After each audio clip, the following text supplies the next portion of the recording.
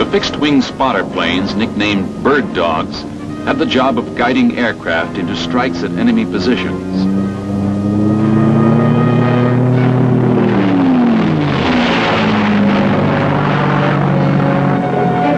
While the jets orbit overhead, the bird dogs take a run at the VC positions to mark them with smoke rockets.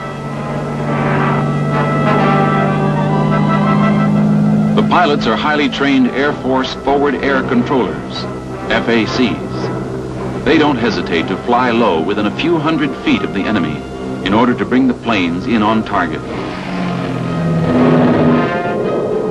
The daring and precision of these men is a major reason for the tremendous effectiveness of inter-service cooperation between the Army and the Air Force.